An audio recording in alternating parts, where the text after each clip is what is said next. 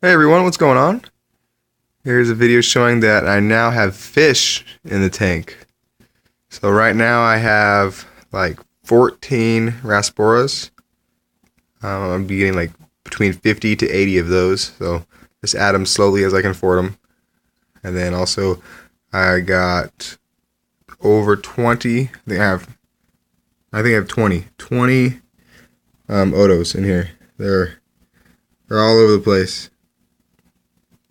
And then I also put my powder blue dwarf Grommy in here. So he's the king of the tank on this one. So it's all his. He'll be the biggest fish in here. You can see him back in there. There he is. One thing I've noticed about dwarf Grommies, especially the powder blue ones, is they never ever stop eating. They're always picking at stuff. They're always like scavenging for things. I've seen them eat algae. I've seen them eat flake food. They'll eat anything. I've seen this guy pick at a snail before, but I've never seen him pick at a shrimp before, so that's good news. But yeah, these guys, they never stop eating, so I really like him. I'm gonna have to do a trim here in not too long. Those are all the way to the very top, and these guys are getting pretty tall. They're getting close to the top. I'm gonna have to trim and propagate those, or maybe even sell some of those. There's not much more propagating of those that I need to do, so I'll probably sell a lot of that. One thing I'm really not enjoying right now is this dwarf hairgrass. It's not doing what I want to do. So I've been looking at the tank the last couple days, seeing how it's just growing straight up. People say that's because there's a lack of light, so it tends to grow more upwards.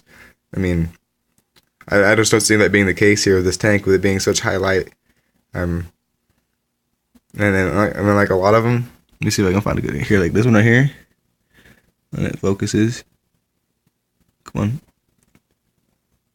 There it goes. You can see this is brown and dead.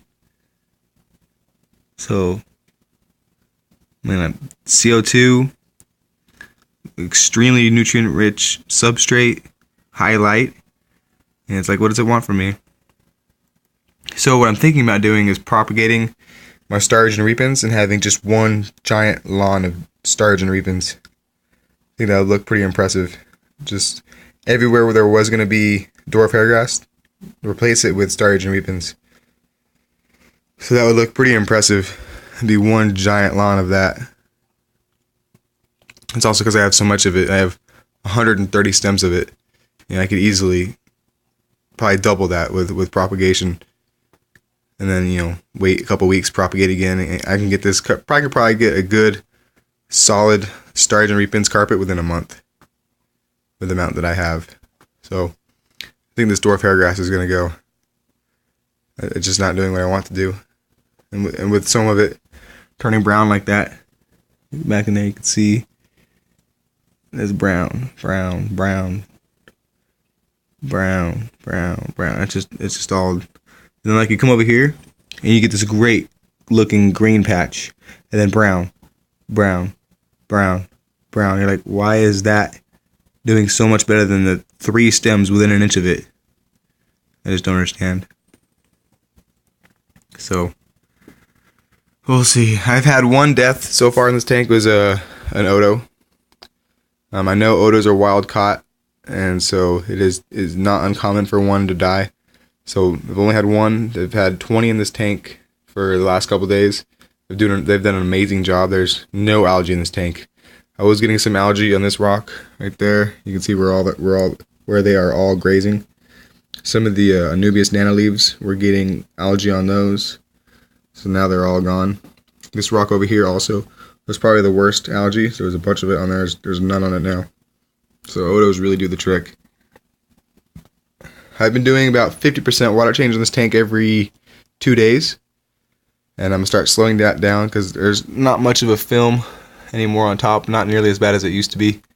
So I'm going to start switching over to RODI water because my tap water is about 15 degrees hardness, which is too hard to keep shrimp, especially a mono shrimp, which is a really good algae eater. So I need to bring the water hardness down. And the only way to do that is with the RODI water. So I'll probably start doing 20%. All my water changes I'll start doing with RODI water, and slowly transition this tank into RODI water. So I can keep, I want red cherry shrimp or crystal red cherry shrimp. I want a colony of those in here. So yeah. I was hoping the Rasboras would school tighter than they are. I'm hoping that when I put more in here, they'll tend to stick together more closely. We'll see. I decided to go with Rasboras over the Neon Tetras that I already have, because the Neons kind of just all do their own thing. And it kind of seems like the Rasboras are doing that same thing. So, like I said, hopefully when I get more, they'll tend to stay closer together. So, that's an update, guys. If you have any questions, comments, concerns, let me know. Yeah. Thanks for watching, guys. I'll see you in the next one.